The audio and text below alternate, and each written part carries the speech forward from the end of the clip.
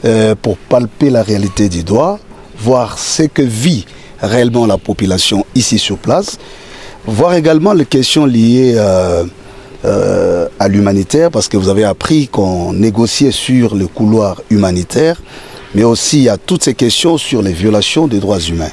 Donc il était important pour nous de discuter froidement avec les acteurs qui sont ici sur place, mais aussi prodiguer nos conseils et montrer à quel point la paix est une nécessité incontournable. Nous sortons de cette audience très satisfaits dans la mesure où nous avons convergé nos vies sur la nécessité de la paix, que ce soit les acteurs qui sont ici de l'AFC M23, ont vite compris que même les armes ne donnent toujours pas la paix si les hommes ne se décident pas de s'asseoir et discuter. Et c'est ce qui nous donne l'assurance. Et donc c'était aussi pour nous l'occasion de faire parvenir le message de la population congolaise. Vous savez qu'il y a beaucoup d'inquiétudes sur ce qui s'est fait. Mon collègue l'a dit. Les uns parlent de la balkanisation, les autres parlent de crimes des masses, et donc il était important pour nous de nous approcher, mais aussi de voir, comme je l'ai dit, la situation, la réalité. Et donc nous allons rentrer, continuer notre périple, parce que c'est la mission pastorale. Donc c'est la première étape de cette mission, c'est de recueillir les avis, écouter, parce que nous faisons de la pastorale. Il n'y a pas de pastorale sans écoute, donc il faut écouter toutes les parties impliquées. Et comme nous l'avions dit, il n'y a pas que les acteurs de l'AFC, il y a aussi les chefs d'État de la région que nous avons prévu voir lors de cette tournoi extérieure.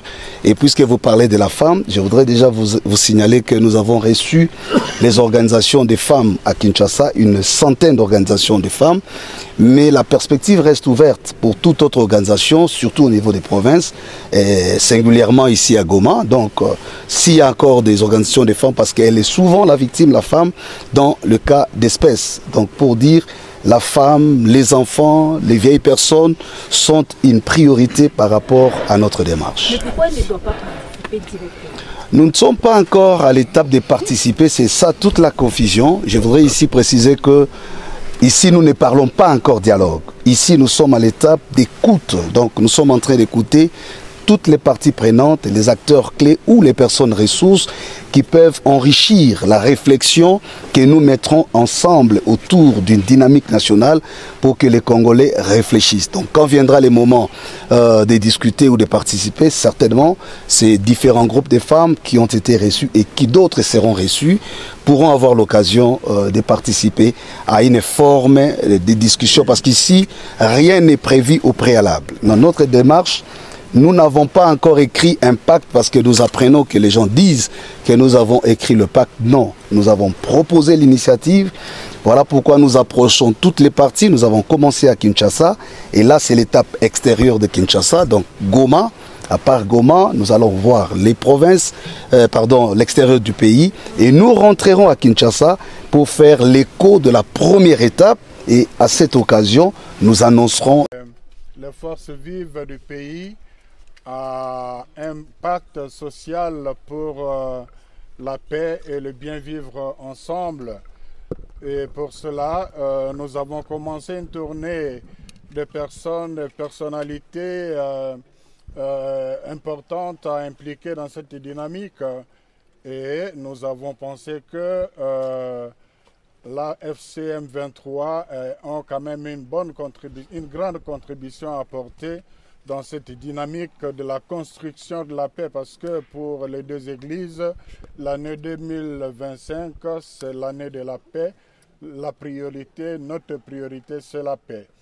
Et voilà pourquoi nous sommes venus les exhorter, aussi les écouter, et en même temps aussi, à travers Monseigneur Willy, écouter la population, savoir comment vivent les gens ici, qu'est-ce qui se passe. Et je salue l'accueil qui nous a été réservé. AFC et M23, bar M23 représenté par Corneille Nanga, nous a expliqué les raisons de leur agir. Ce n'est pas à moi de le dire parce que je ne suis pas leur porte-parole, mais à ce stade, je peux dire qu'en les écoutant, ça nous a motivé davantage de travailler dans le sens de ce pacte-là. On a compris qu'il y a beaucoup de choses qui pourront être réglées si les Congolais se mettaient autour d'une table. C'était aussi l'occasion de partager avec eux les préoccupations des Congolais sur la perte de la balkanisation, l'exploitation illicite de matières premières. Là aussi, on a eu des réponses assez rassurantes qui ne sont pas dans la dynamique de la balkanisation, ils ne sont pas dans la dynamique de l'exploitation illicite. Ils nous ont expliqué un peu comment ça se passe dans ce domaine-là.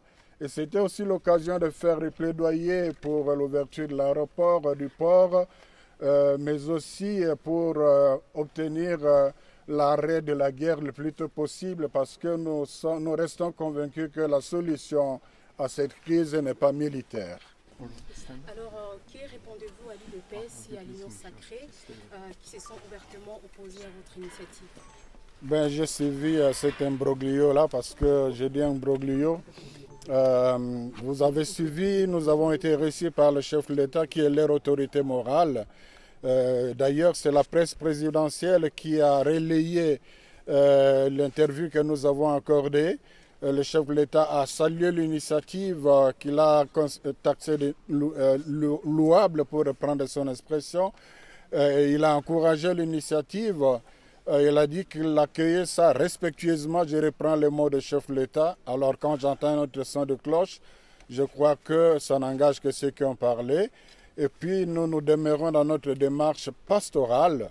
Nous sommes convaincus de ce que nous voulons faire et nous savons que la majorité des Congolais ne souhaitent que la paix et le plus vite possible. Et nous sommes convaincus que l'implication de tout le monde, y compris de ceux que nous sommes venus rencontrer ici, est nécessaire pour sortir de cette situation. Donc nous continuons notre mission, faisant d'abord, c'est la foi qui nous guide, et puis les réactions de forces vives que nous rencontrons nous rassurent.